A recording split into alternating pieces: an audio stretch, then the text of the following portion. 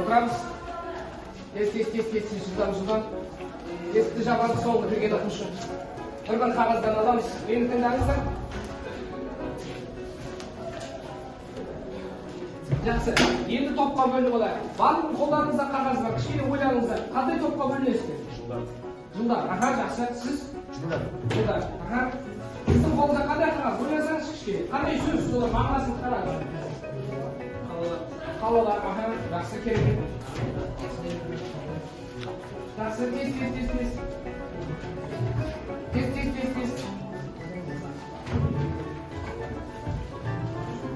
Қолыңызда қандай сөз? Сіздің? Енді оқысаңызшы, қандай не деп тұр? Қай топқа жатасыз? Жылдар, дұрыс керемет отырыңыз. Енді қай топқа жатасыз? Ойлаңызшы. Жақсы. Қағаз алыңыз. Жақсы, отыра қалыңыз.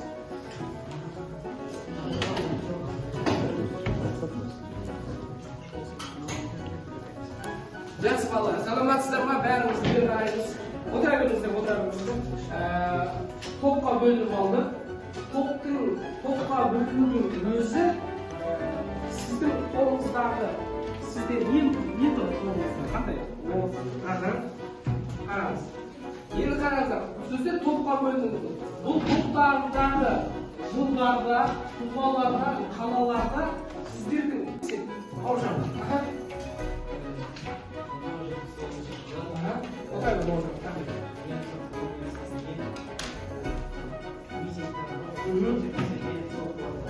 Керемет.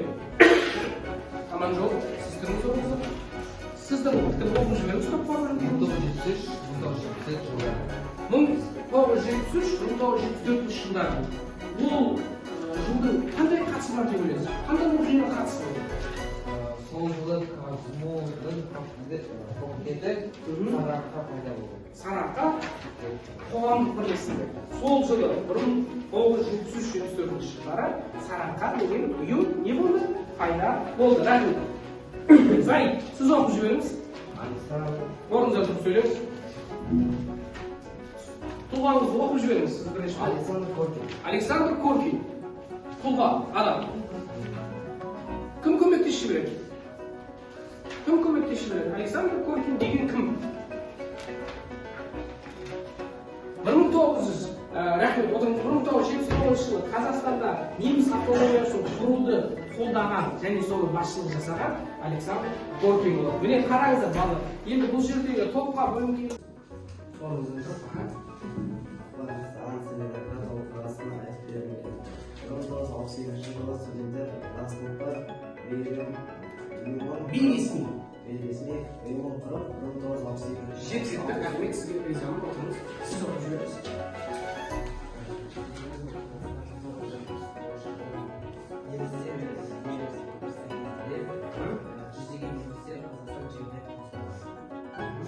Жақсы, жеткілікті. Афис, сіз оқып жіберіңіз. Досыммен саған сенімдік оқиғасын айтайын. 1968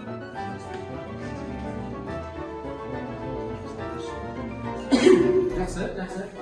Соңғы, сіз оқып жіберіңіз.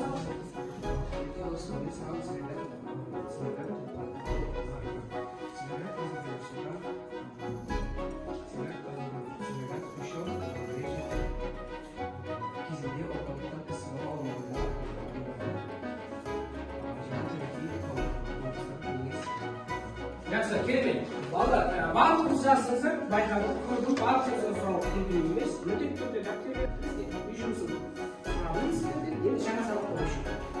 Сұрақ. Жаңа сабақ тақырыбын болжамдау.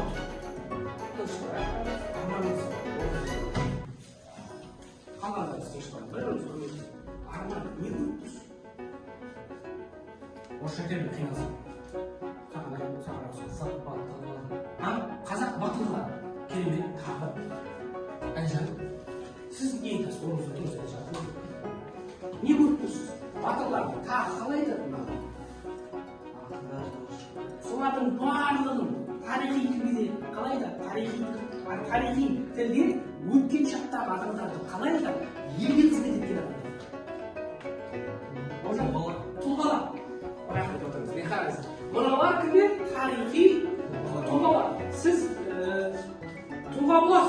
қай уақытта?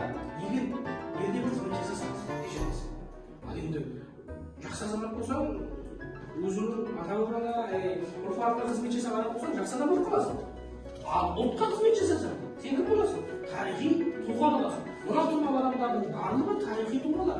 Қазаққа қызмет жасаған адамдар. Түсінікті ме? Түсінікті. Енді біздің жаңа тақырып қалай қалады деп ойлайсыздар? Тұлғалар, қандай тұлғалар? Тарихи тұлғалар, міне балалар, тарихи тұлғалар.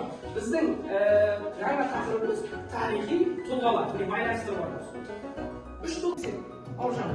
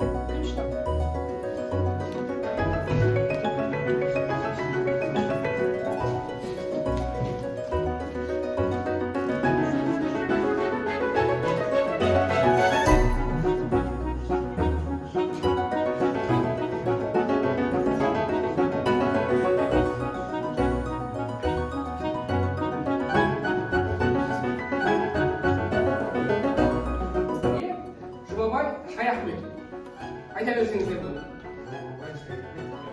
Қарамай. Өмір сүрген. Еліміздік партия және мемлекеттік қайраткер басшылық саяси жағдайлар және арасында келді.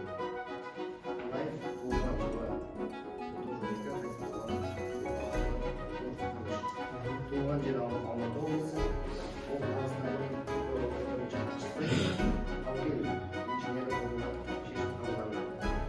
Балалар, құрметті көріңіз. Көрсетсе еңбегіміз бағалай болды.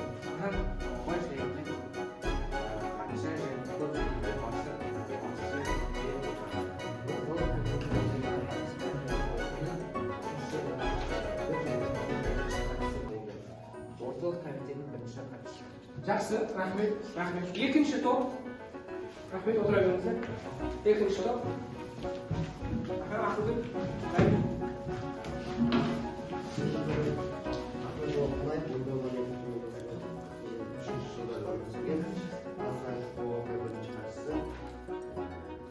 Мәскеуге кәдімгі ақындары, ұйымдары және алтын сұрау жүргені Қазақстан басшысы болды.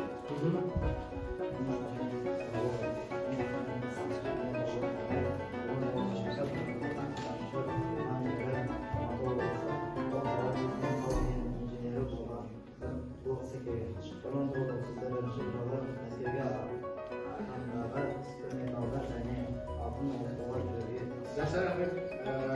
Бала күнде арманы орындалды ма? Рахмет, отырыңыз. Келесі, рахат шықшы. Кіммен болды? Жақсы.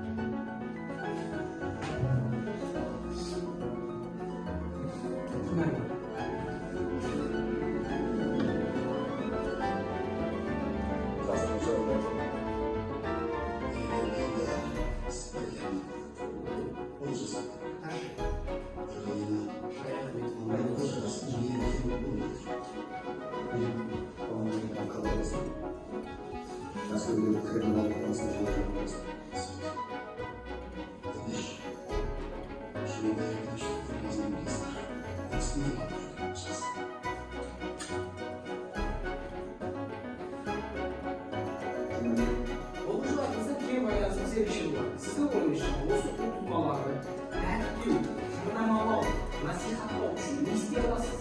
Сіз не істей аласыз? Бұл асқарыз мәселе. Тың игеру, семей полигон. Әлбетте қазақ тілі маңызды, әлбетте тарих маңызды. Бірақ жер жер болмаса тіліңді аласың, жер болмаса тарихыңды аласың. Ең маңыздысы жер. Баяғы ғұн мемлекеттің негізін қалаушысы Мөдеш әңгіме айтқан ғой. Жер мемлекеттің негізі. Жерді ешқашан ешкімге беруге болмайды.